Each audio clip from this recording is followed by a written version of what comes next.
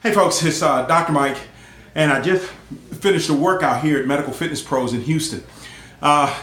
We actually have a couple of on-site live medical exercise specialist workshops coming up in Washington, D.C., April 28th and 29th, and May 5th and 6th in New York City. Now, the Washington, D.C. location is Fit for Life, D.C. It's actually owned and operated by one of our MES and Medical Exercise Program Director instructors, Brian Ritchie. And I'd like to express my appreciation to Brian for all the great work he does out there teaching, and also for allowing us to utilize Fit for Life DC for our MES course. Our New York course will be held at Focus NYC. I'd like to thank Gabe and Joe there. I've known these gentlemen for years. They run an excellent program at Focus NYC. They run a great educational program there also. And I'd also like to thank Megan Shea. Now, Megan is leaving Focus NYC. She's moving back to Boston. And I just wanted to tell Megan also, thank you for all the support you've given us over the years. Well, folks, I just finished with this workout, so I'm kind of sweating. I try to get a good 2 weeks of workouts in before I travel, because as you know, with our MES course, I'm actually up and teaching for some 8 hours, sometimes 9 hours a day with those 2-day workshops, and I love it.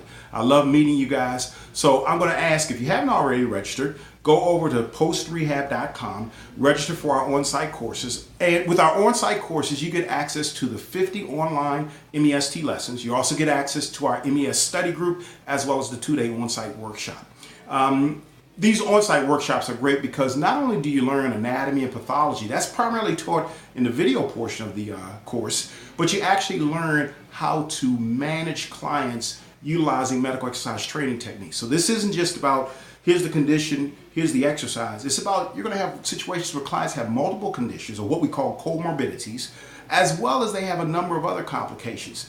And the thought process that I've always said here at the Medical Exercise Training Institute is manage the condition but train the client. That means the training of the client is going to be a little bit different for each individual client, but managing the condition should be the same across the board. Whether you're in Texas or you're in Washington, D.C. or New York City, the medical exercise training program for that condition is roughly the same. It varies depending upon the client.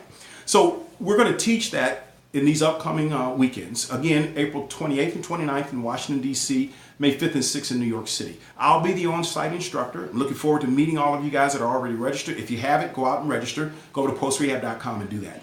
But that brings me to an important point. I was talking to one of our senior instructors about this today.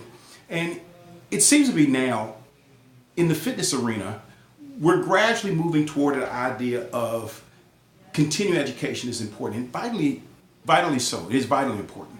As a physical therapist, continuing education is vitally important to re-energizing and re-establishing and giving us more information and better ways to manage and treat our patients in physical therapy clinics. But remember, for medical professionals who are looking at continuing education, we already have a standard educational process that we've undergone or gone through, which now gives us that, lack of a better phrase, that evidence-based portion. And those curriculum are based on anatomy, pathology, other things that are vitally important in the medical management process. Now, in our medical exercise specialist program, we look at 5 what we call medical exercise sciences. That's clinical anatomy, clinical pathology, kinesiology, biomechanics, and along with that, the assessment process itself.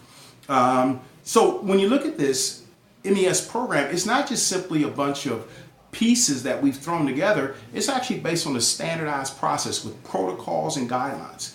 Now, folks, we've been doing this now for 24 years. This was an outgrowth of my physical therapy clinics there in the Washington, D.C. area. And we've seen a number of knockoffs out there that now send you a book, you do a couple of online things, and that's it. Well, if you really want to manage medically based clients at the highest level, you develop referral relationships with doctors, therapists, and chiropractors, and build a strong practice, you might want to sign up for our 2-day medical exercise specialist workshops. My point with the continuing education is this. I can take a continuing education course, but if I don't have the foundation upon which that continuing education builds upon, I just simply have information that I'm applying, but I don't know when and how to apply it. And another good way for me to explain it is, folks, I'm all thumbs. I know nothing about fixing a car. Now, this morning I had to actually take our vehicle over because the fob wasn't working. I have no idea the electrical systems or anything else.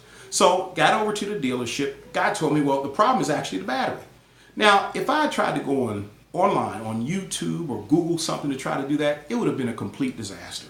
So please understand this.